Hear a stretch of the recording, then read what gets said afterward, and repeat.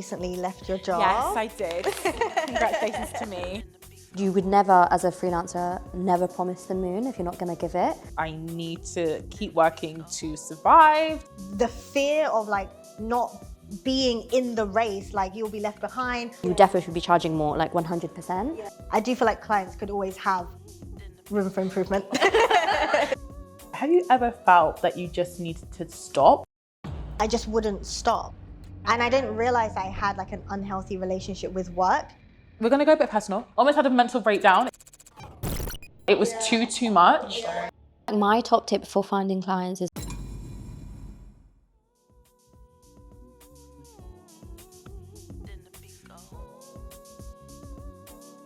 Welcome back to Enjoy the Collective. So glad to have you guys back with us. This is the home of independent creatives seeking the real raw insights, the real tea, all the scoop on the creative industry and what it takes to work for yourself. I'm your host, Marseille, and whether you're freelancing, studying, somewhere in between, just thinking about creativity, then consider this your all-access pass behind the scenes to mastering your own creative practice. Around here, we want to see freelancers thrive, okay? Not struggling eyes. We want to see freelancers thriving. And we want to do that in community. We want to learn from each other. So if that sounds like a bit of you and you're nodding along like same sis, same, then head over to our Patreon, patreon.com/Enjoy the Collective, and join the collective. Over there, there's resources, tips, advice, all that you need to run your own creative practice, and you get to do it in community over on our Discord. So go and check it out. In today's episode, I sit down with two wonderful designers, and we have a really honest chat about the all-important client relationships, the art of networking, and what it looks like when you're on the verge of a burnout. So grab a seat and let's get into it. I am so excited to introduce my next two guests. They are amazing graphic designers who are making game-changing moves. We have Amara, who is a London-based freelance graphic designer who works with book publishers, global book publishers, as well as startups. And we also have Jenny, who is an amazing graphic designer who loves to explore the state of the world and mental health through her work. First of all, excited to have you guys on the couch with me. Thank you. Okay, so what have you guys seen recently? Could be an exhibition, book, film, movie, whatever, that has inspired you. Shall I go first? Yeah, go ahead. Sure. Wherever. So I went to an exhibition in the Tap Centre in Shoreditch, actually, and it's called There's No One Like Us, and it was like an installation thing, and there was a talk, and it was, number one, like the best thing about this whole thing was that it was in a community centre, so and it was serving the community that was meant to, so you wasn't paid, you didn't have to pay to get in, you didn't have to book tickets, it was very, very accessible for the exact community that was in, and the whole exhibition was sponsored by WhatsApp. Oh, which is again so interesting, right? Yeah. But Interesting. What was it like? What was the exhibition about, though? so it was basically about, so it's WhatsApp obviously, but it's about communication. But what I liked most about it, so basically the artists went into all these different countries, so they had like different sections of different countries, and then you'd stand on like this carpet bit, and it would give you the audios, but the audios would be in the language of whatever country it was in. Yeah, so it was again, like, I don't understand half of it, obviously. I don't know Spanish. Yeah. But it was just really inspiring to be in a space that is for the community, within the community. And I think that really reinvigorated me into like being a bit more, you know, discerning about the projects that I want to do, and even like personal projects. Yeah. So I was like, it kind of like really gave me the vim again. Yeah. I love how like when you do go and see, so I always try to like encourage people to get off of like Pinterest. I get that there's like cool stuff there, but like we actually have to like get out into like the environment and like experience things. And when you were discussing that exhibition, it kind of like, the thing that I'm really loving at the moment is like when a space is like experiential and immersive. So what was it like? I've been to a few of these like immersive experiences. So I went to the Van Gogh one. There was an exhibition, maybe it was like 2 years ago at 180 The Strand. It was literally the best exhibition I'd been to in the last few years. It was so good. I don't remember what it was called. See, remember we'll get what onto it this was. problem You in know a what? It's second. because we remember how it made us feel. Yeah, Exactly. It's that. I remember everything. I remember how it makes you feel. But Yeah. ask me what it was. I'm like, I don't remember what it was called, was but it was something. so good. It was so good. Sorry for you, Jenny. the one that we actually just went to. The Oh, hip Beyond hop- the Streets. Beyond the Streets, I the went hip to hop that one. one. I loved It's it. really, really good. So I liked, okay, I'm going to get this name really wrong, but it was the guy who did the, like, Obama's portrait, the street Oh, art the graphic one. design Yes, posters. I loved Yes. his stuff. He had, like, the Yes. bumblebee. For me, it was the colours and, like, Yeah. the hidden messages and everything. So, like, stencil cutouts. But what I really love seeing is the process. Yeah. Like, he leaves his processes in there. And I'm like, I love that because I just want to know.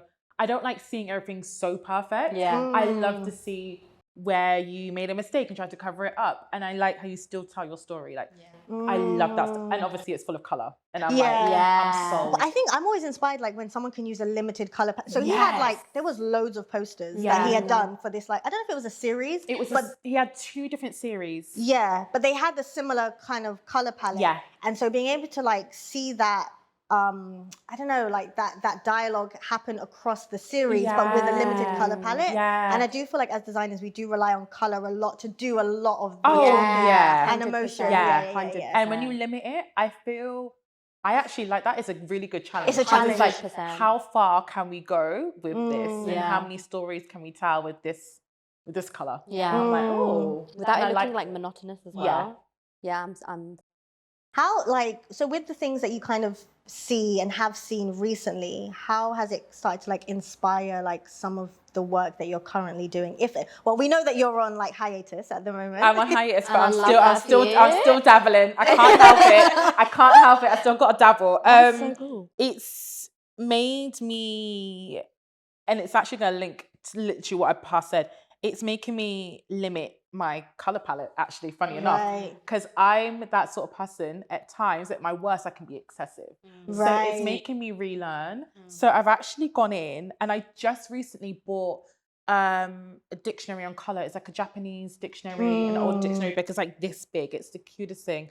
And it's based on, I'm going to get dates wrong, so I'm not even going to say it. Anyway, it's like a dictionary with different color combinations. No information. No further information. I will find a book and we can do what we want to Link use. Link in bio.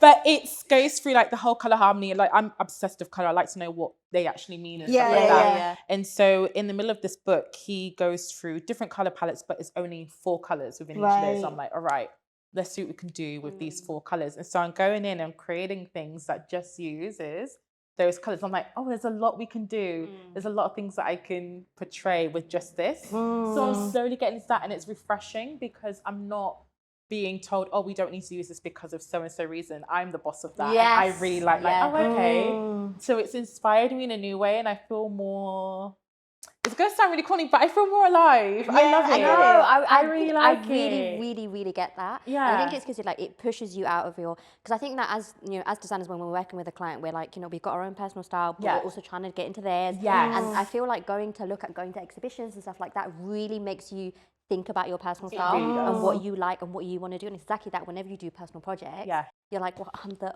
boss. I can do it now. Yeah, I can use red.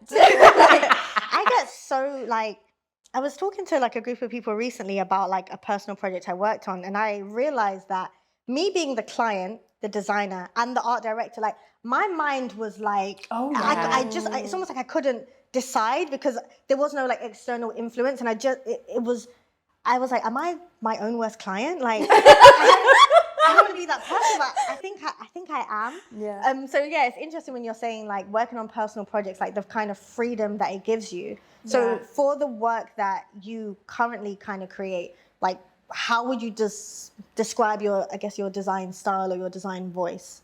I mean, they're different, but yeah, I think for me, I think I'm probably a little bit opposite to you. So I really like minimalist stuff. So I really lean towards that. And then I find that I start panicking, being like, oh my God, everyone's going to think my work is like really simple, really easy. So I'm just start adding more stuff in. But I think I really like very clean, very minimalist looks. But sometimes I feel like, especially doing, you know, if there's like already existing like brand guidelines or like brand assets, I find that I need to utilize those a bit more. Right. Does that make sense? Just to make it look more cohesive. If you're working within like an existing brand, whereas I find that when you're, you know, creating something from scratch, like branding from the beginning, I really lean towards that minimalist look, and I feel like that is something where, like, I think I've identified you really need to work on that. To kind of push yourself like further. Yeah, definitely. Because I think sometimes, as a designer, once you've found your personal style, and I know it's ever evolving, but once you've got like your core, it's really like your default is almost to lean on that. Yeah. And you feel like you need to push, like there is a concerted effort to push yourself to do something different that doesn't feel like it's alien to you, but it's just like, you know, another string to your bow. Yeah. I feel like for me, like when I think about, because I relate to that, like leaning on what feels comfortable. And I think as well, like when I was taking on a lot of freelance projects, it almost became like a system. Like I knew like what my process was, and so this is how I do things. And it was comfortable because it meant like I could guarantee like the timelines of projects, so I can get like more things in the pipeline. But I don't know that I was being maybe the most creative. It became really systematic, which it's not bad, but I do think that it can be a bit limiting in a way. And so when you think about like the kind of work that you both create, do you think, or would you say that you have something that you particularly want to communicate through your work?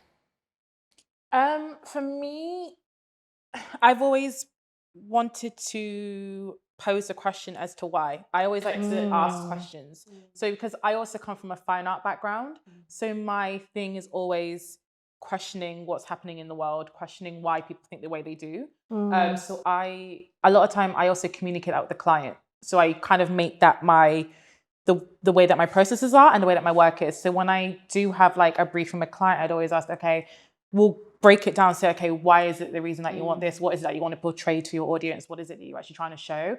And it's not only to teach me as well, but it's also for the client to understand, oh, okay, I can actually think of it in this certain way. And it just creates a better relationship. Definitely. And I try to also show that in my work. And it might be in a way that I portray the shapes or the way that I've got the imagery with something. I will always try to describe what it is or why that is like that. There's ways that you can do it, but I try to do it. If I'm working with a client, I don't exactly want to see it. I'll try and put it in a subtle way. I would still try to find a way to communicate it in some form. Yeah. I think justification makes you like a much better designer as well. Because then everything has like layers of meaning. It's not like, oh, I've done this because it looks pretty. It looks pretty. No, I always like to say, I always like there to be a substance to it. 100%. And I think it's because of that background that I've had has always been to question. Yeah. Because that's where you find like the real source of what 100%. it is that you're doing. Yeah. So beyond like the exhibitions that you both spoke of recently, like what are ways that you kind of overcome creative block when you're working on something? Because I feel like, I don't know if we talk about it enough, but I think, I remember I was talking to my mum once about like what I do. So she works in like healthcare. So obviously design just is it's like a foreign language. And like, I think she tried to describe like how I get inspiration, or what I do is just like, you know, like things just come at me, like I'm just like flooded with like inspiration and ideas, and I'm like, no, like I actually have to do research, like I have to like go out and find things to inspire me. But I do think there's this idea of creativity being this thing that just happens to you, like something just like washes over you, and you're like, oh, I'm creative now. I'm in the zone. Yeah, and I was just like, no, there's actually structure to this. So beyond like the exhibitions, like what are ways that you have found to overcome creative block? I think for me, I find it so helpful just showing my work to other people. I think especially other designers as well, especially someone who's like not on the project completely. Yeah. Because I think that one of the things I think I learned very early on was to have like a really thick skin. So like if someone's criticizing my work, they're not saying like you're a bad person. They're just being like, oh, I think it can be improved in this way. So I try not to take anything personally, but I'm a proponent of like sharing your work like far and wide with people that you can trust to give you an opinion, because it's nice to send it to people who are like, oh my God, this is so great. Yeah. You're like, oh my God, I'm the best designer. Wow, me. But like to showing it to people who will give you like critical thinking that you need, that sometimes you might miss. I love doing that. Yeah. What about for you? On the back of that, I'm also somebody that always says like, do not sugarcoat it. Never sugarcoat it. Like I'm fine. Like I love to hear, like, tell me what it is that needs to change. please don't be nice about it, because I'm here to learn. Right. And like, it wastes so much time. Yeah. Yeah. And one of the things I also like to do is I like to send it to people who are not in the actual graphic design field. Yes. Because they will tell you as it is, like, why is it like that? Yeah. I'm like, oh, I didn't think of it. Like, Yeah. they will spot something 9 times out of 10 that you will not notice, because you're so much in the realm of, oh, the guide's not right this way. This is out of line. Yeah. Somebody who's not in that realm It's will not be like like, that. why is that like that? I'm like, oh, I completely missed it. Great question. I love that. I'm like, I don't thanks. have an answer. I don't have an answer, but I'm gonna think about it. I And send like, stuff to my sisters all the time who are like nothing. They're all teachers. That again, it's the same as your mum. We've got like nothing. There's no crossover whatsoever. Yeah. So when I show them this, and they're like, first of all, they're like, and that took you how long? Wow. That's cooler. But it does. It really gives you that levity and that I perspective. love it. Yeah. And also because like design is creative, but it's like a real world. There are real world applications. Yeah, to it. there is. So suddenly, when you're faced with someone who's gonna, they're gonna see it on the street, and you're like, you are the audience. For Yeah. it. And You if don't you like don't- it, if you don't have to ask understand that it, person. Yeah. So how does that work in terms of like working with clients? Because obviously you're having to share work with them at early stages. Like, one, is that a practice that you do, sharing work with them at an early stage? Is that helpful or not? And two, like, how do you kind of curtail the feedback process? Because I do feel like clients could always have room for improvement. I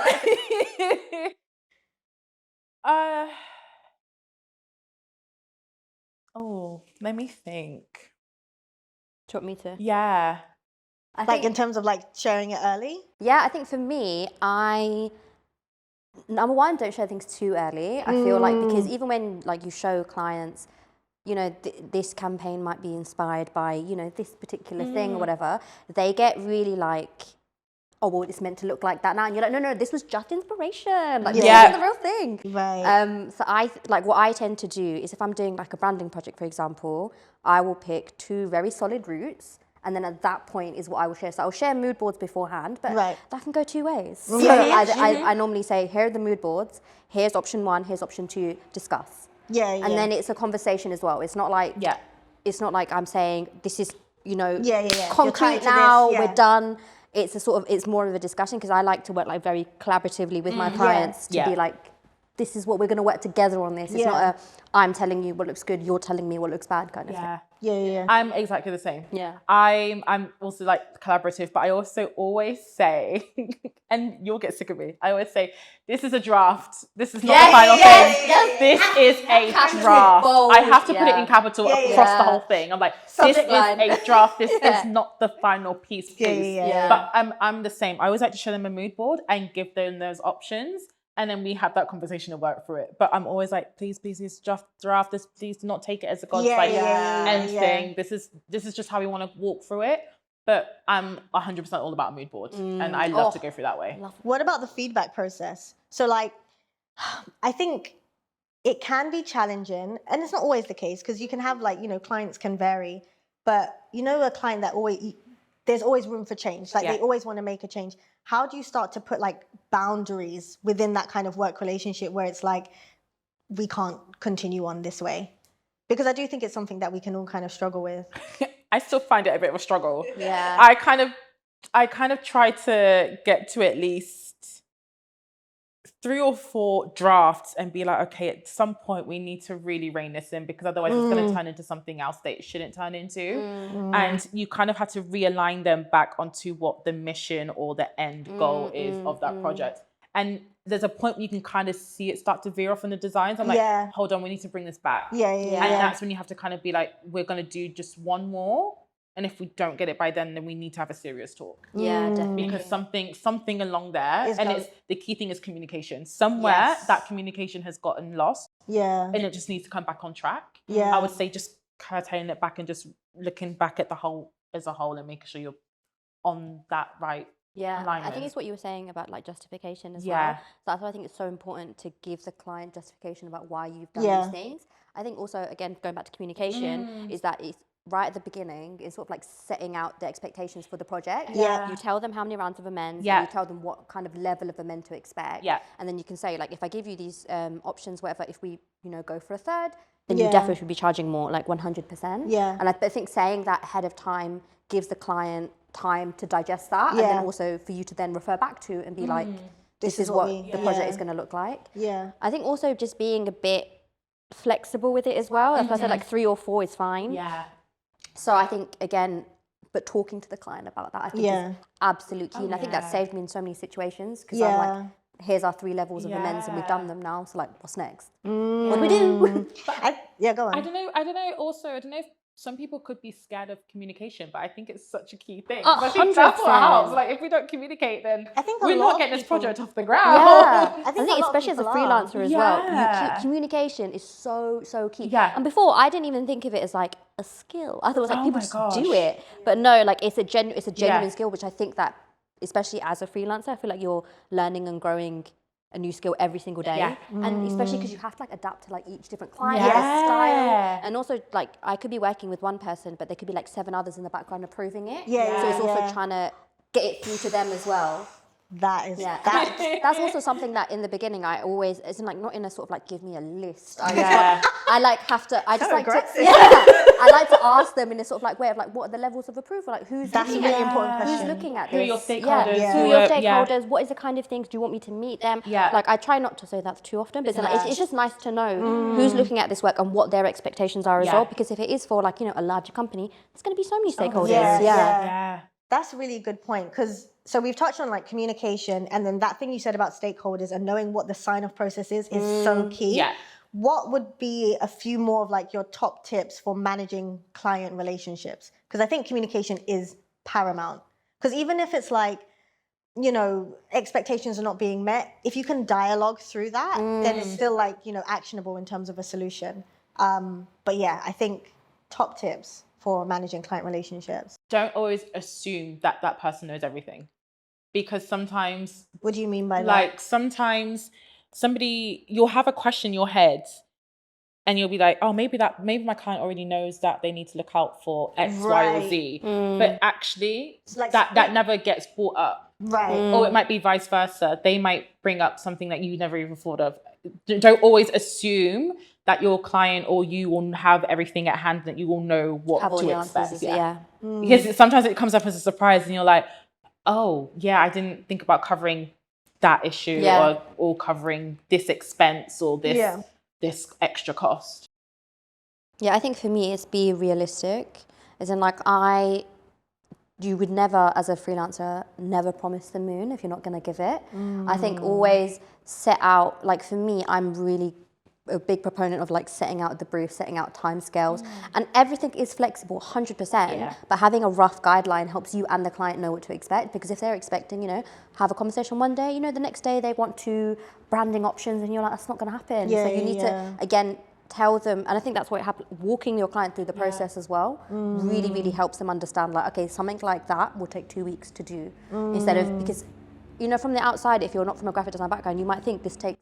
A few hours at most, babes. It's not like that, is it? Yeah. So I think that walking them through it is definitely like a top tip. And then like what kind of boundaries do you put in place for like a healthy relationship? Mine is no phone numbers. Like, okay. I don't want, really, if you've got a work phone, absolutely fine. But as a freelancer, like not a lot of us have work phones. I don't want to charge you phones. But my thing is that I don't do mobile numbers. You can do like calls and stuff like that, fair enough. But I just don't think that that then sort of pushes the boundaries, but they feel like they might want to call you at random times. I don't want that. Texting. I don't want that. Here's my email. And I'm really communicative over emails. Like if you do email me, I will email you back like, almost straight away. And that's how I think it should be. I don't mind doing Zooms and stuff like that, but I think because they take time. So I think as a freelancer, you need to set a sort of limit on them as well. Yeah, it's true. It's true. And it's not to say like I'm saying nobody call me. It's just I think that gives me a boundary of being like, I'm here to do the work. I'm here over this channel. Communicate as much as you want over email. That's absolutely fine. But like, you don't have to like call me at all hours of the day. One thing I was taught like early on, and it's scarred in my brain, like never answer your phone after this time. Never check your emails after this time. They're like, your time is from X to Y. And then I remember I did this and I had my work phone. My boss took my work phone. He was like, what time is it? And I was like, 8. Why is your phone? He took my phone and he dashed it. He was like, you don't have your phone. That's your time. Never, because then that opens up the floodgates to being like, oh, I can get access to you at any time. I can get a hold of you on weekends. You can't get a hold of me at weekends. Because everything to a client is an emergency, and it's like, it's not. Is it? Is it really emergency? Yeah. So my thing is like, okay, after this time, you can't contact me until the following day. And I've now made that my thing. I've made that my thing. There might be a few exceptions like to their timeline. It might be... I may have to do an extra. You have to be flexible. But like the basis is, this is my time.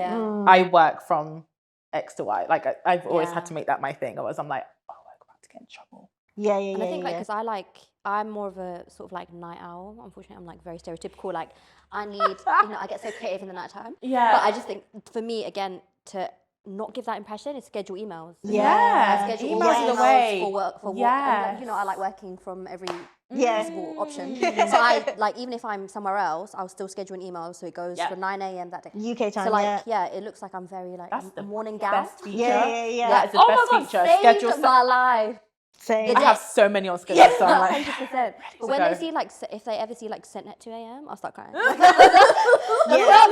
don't know who she is. It does set the precedence for like, oh, she's available for communication at this time. It's like, exactly. Okay, so we've spoken a lot about like client relationships and kind of like managing that. And how do you as graphic designers navigate being able to answer like the client brief and the client's needs, but also maintaining like your creative voice? Do you feel like there's a battle of the wills at times, and like how do you kind of navigate that? I think for me, again, comes back to the justification thing. Yeah. And also you need to, like, you yourself need to remember that as a freelancer, especially, you've been hired for a reason. And you've been hired for your expertise. And no matter how little or how much you think you have, you've been hired for a reason. And I'm a big proponent of fake it till you make it. So even if you don't feel like you've got the expertise, you act like You act like it. And then suddenly you're like, wow, I'm an expert. So I think really, really, really believing in yourself in that moment. Even if you don't, you just tell yourself, just like, when I'm in like moments of, imposter syndrome or doubt or whatever, I'm always just like, believe in yourself as much as like other people around you do. And I feel like that really does center yourself. So then, that was so like universe. But you know what I mean? I do. I think again, it's that. So like you do have a voice that you bring to a table that does have expertise, that does have justification. So I think just always remembering that is helpful. I fully rate that. I agree on that. And just keep going through it. Keep going at it. Because then you end up, you like at the beginning, you're like, oh my God, I can't do this. And you keep saying that. And you've already finished. And you're like, I've already done it. Am I mad? I've actually just done it. You just keep rolling through it. And I'll do it again. And I will do it again. Yeah. True. So I do want to touch on the fact that, Jenny, you recently left your job. Yes, I did. Congratulations to me. You recently left your job. And not only that, instead of like jumping into something or even freelancing, you're taking time and space. I'm going to rest. Yeah. So talk us through that choice. That was a choice that was very, very needed. It was very overdue. Yeah. I am a person that will continue to just work. Like, I have this mentality of just, I need to keep working to survive, to just be on it. Like I can't, like I've always got to be on it. And then I think this year, my body, spirit, something was like, you're not doing that. You're not doing that anymore. Like anything I was trying to do, it was just like, you're not going with it the same energy. It was just so evident. And like, we're going to go a bit personal. Almost had a mental breakdown. It was too much. Yeah, I think it got to a breaking point where I was like, I am not creating the things that I want to create. I'm creating, but it's not at the level that I used to do it. And then I got to a point where I was like, I can't do this. Like, I need to. And I remember asking my boss this question. I was like, have you ever felt that you just need to stop and just reevaluate what you need to do and just find your why? And my boss at the time was like, no. And I was like, sorry? Okay. Wrong person. I was like, all right, I need to do this. Like, I need to go. Like, I can't. Like, it's too much to the point where I just need to stop. And I think since then, everything has just been falling into place. And I'm just like, I am so much more comfortable now. I'm not going to lie, it's not easy because there's still times where I just want to get up and I still want to just work for hours. I'm like, this is my time of rest. I need to not do that. And there's intrusive thoughts being like, well, if you stop, you're going to get left behind. So it's not that. And it's like, I need to look in reality. It's like, it's not that. I'm still creative. I still get inspiration from everything. I just need to listen to myself. And I haven't listened to myself. Yeah. And now I'm discovering that I'm getting back into things that I've missed. And I'm like, oh my God, these are the things that got me into doing graphics in the first place. Like, it's not all lost. Could have easily got to that point. But we're now at rest and I'm like, want to collaborate again with people. I'm so excited for like the next bits. Like, I'm on it. Like, I'm secretly branding, rebranding again. For yourself, right? Yeah. And then already, like, here's the funny thing. I didn't tell people that I was leaving. The only people who knew was like, I think my boss. Like, I would hope your boss. My boss, obviously. And just like probably 2 other people knew I was leaving. Like, my friends didn't know. I didn't tell anybody. But like within like the last 2 weeks, people have been hitting me up like, oh, like you want to like work on stuff? I'm like, have I told anybody that I'm leaving? I haven't told anybody that I'm leaving. And people are like, oh, do you want to work on something together? Do you want to do this and that? I'm like, let me get back to you like in a month's time, and we'll touch base. But I'm like, it's just weird. Like they must have got like a sense that she's doing good. Like she's coming back to herself. Let's hit her up. So people have been contacting me, but I've just been like, I'm in my rest mode. I'm in my rest mode right now. I don't want to go back into my old ways of like, let's hit the ground running. It will happen soon. We're working on it, but I'm in a good space right now. Feel you on that. I'm so happy. I'm in a good space, but I would always say like, if you feel it, like listen to your body, listen to your mind, like. I ignored it. And try to do it before you get to that point when it's like you're at breaking point, for sure. Like I spoke to my mum, and my mum was just like, I am so proud of you for literally saving yourself before having like a burst.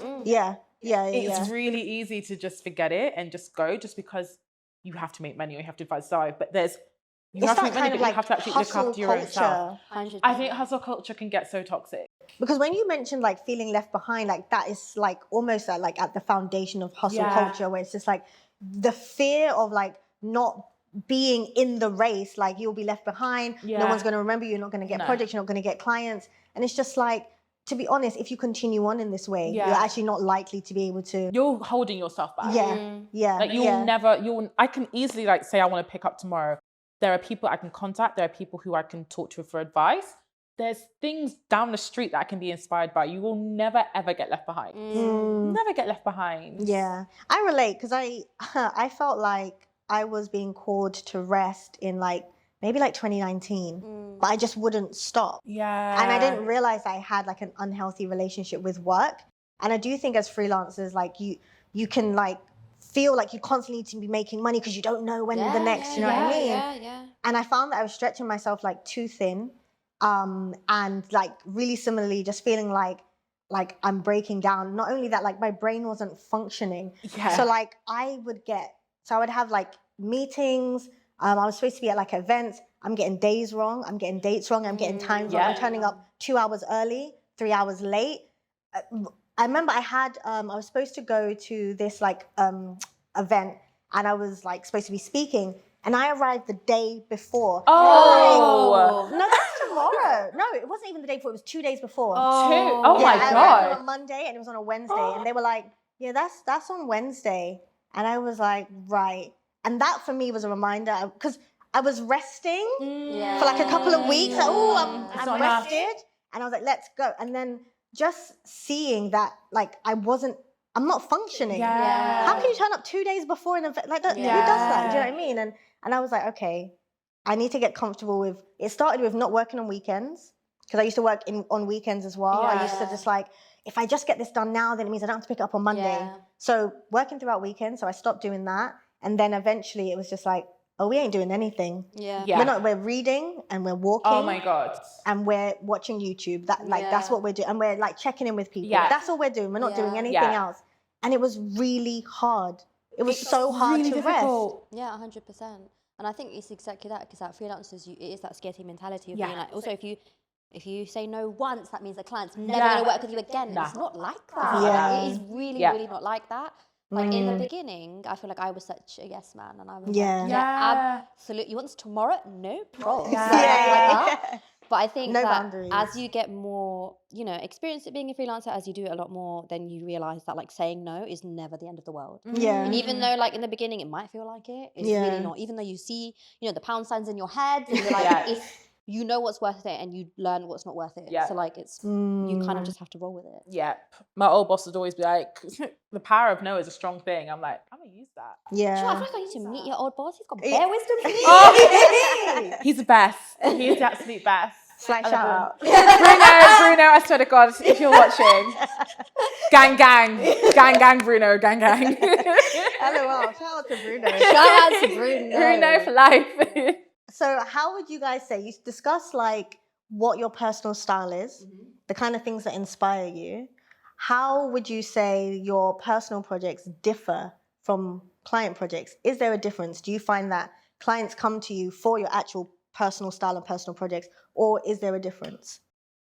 I think for me there is a difference because in personal projects I'm doing like dream briefs. Do you know what I mean? Like I'm not doing like small things. Yeah. And I think with personal projects, because you're so in control, and you can afford to experiment without there being any sort of time implications or whatever. Because sometimes when you're doing client work and there's like, you're like, oh, I could experiment, but then that would take me ages, and the risk they're going to say no, I might as well just go back to exactly what they want. Yeah. So I think for me, it's the sort of like time to experiment, the no pressure, the pick it up when I want to, put it down when I need to, that kind of thing. Yeah.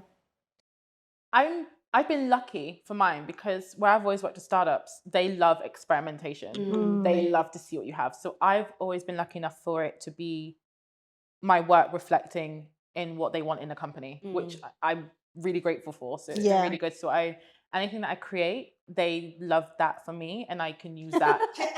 And I can use that. And like, you love me for me, let's go.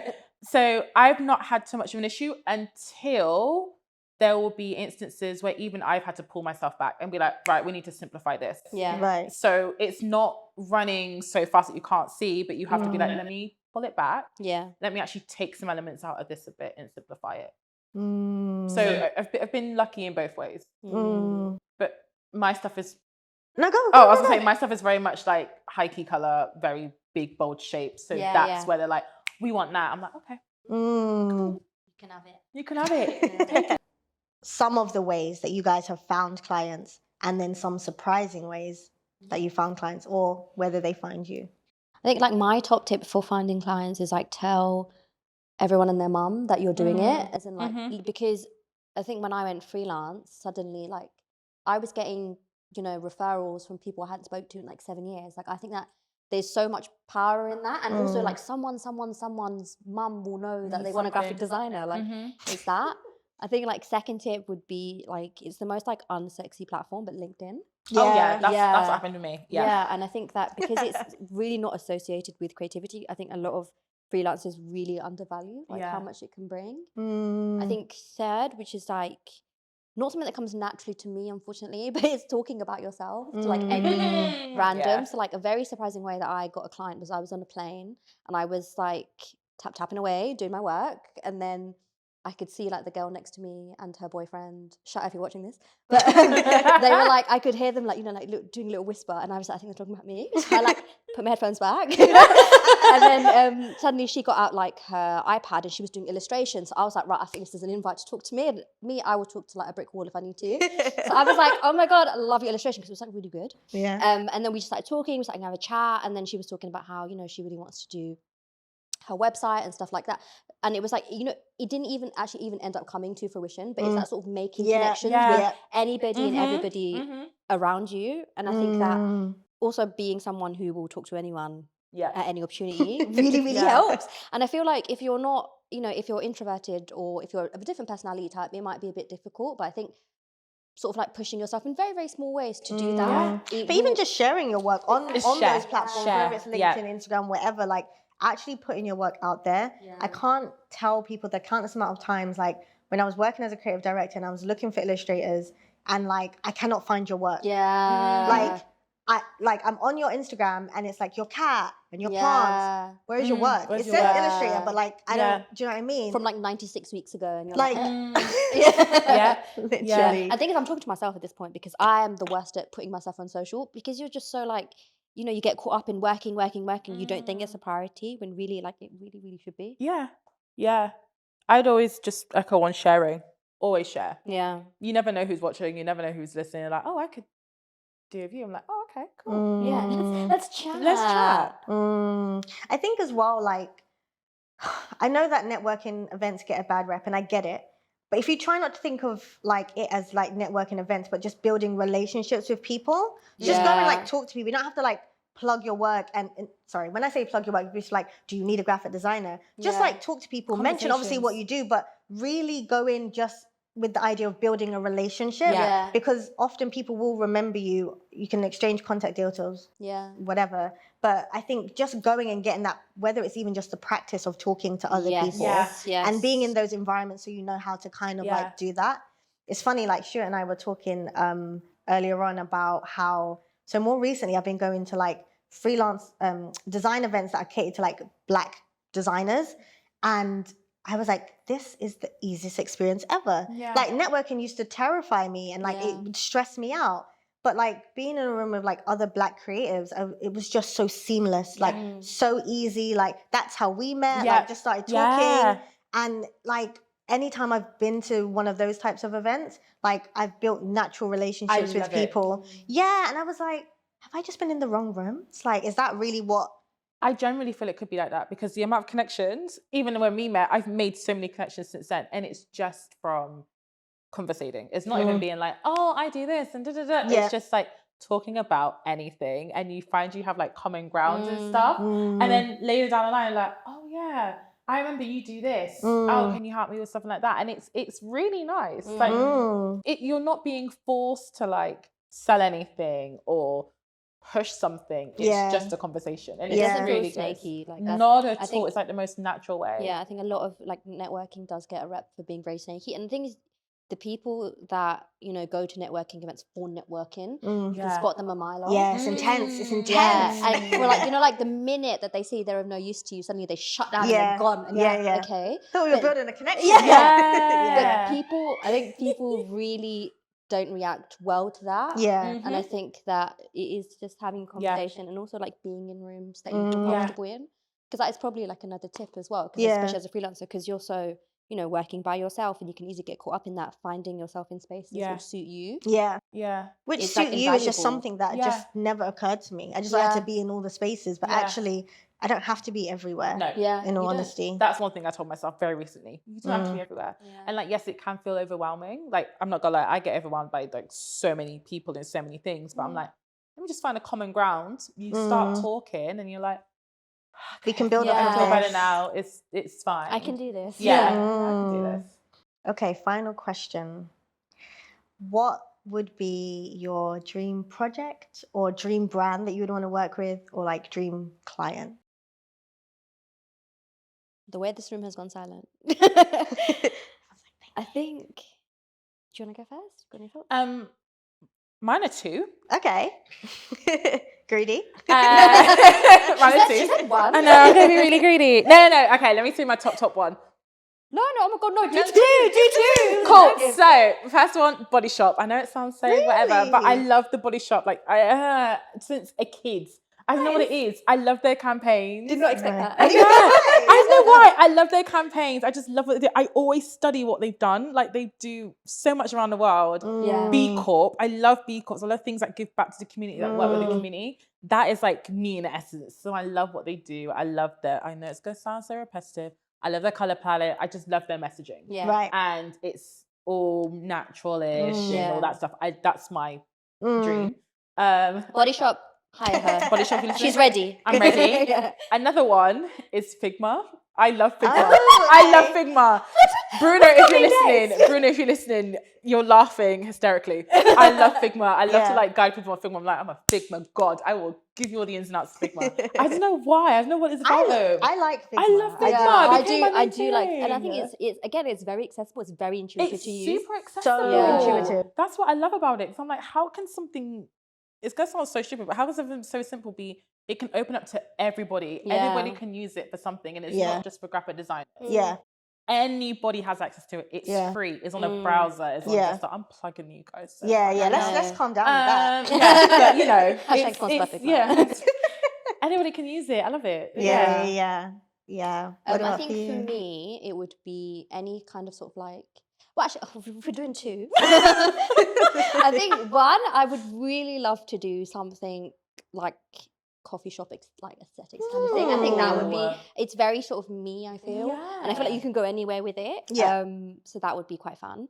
And I think second one would be maybe a sort of like sportswear brand. Like it doesn't have to be like a super big one, but I think I just like the energy that sort of creates. And I would love to do something along those lines as well. So yeah, two very different things, but. Is this both like branding or campaign or like advertising? Like what kind of? I think for me, I've worked in marketing, so like on the sort of campaign side, that would be really cool also. Okay. And I think, but also on sort of like a designer side as well. I think branding. I was thinking, love things like love from that. scratch. Yeah. So that would be dreamy ones. Thank you guys. No, this thanks for has been having great. Where can people find you? I don't know why I froze. It's like, what's my name? What's my name? Like website or Instagram. I know yours is like under construction. Mine's under construction, but it will be coming back very soon. It's just, by the time this comes out, it'll probably be out. So it's my website is jennymcbain.uk. You can also find me on IG, Jenny B with letter B, 2 E's, graphics. You can find me at so my website is amaraisa.co.uk and my IG is Amara Isa Designer, but also looks like Amara is a designer. So it works both ways. I love that. Thank you guys so much. I've really enjoyed it. I feel like it's just been like such a fun, enjoyable conversation. So thank you guys. Thank you. Yeah.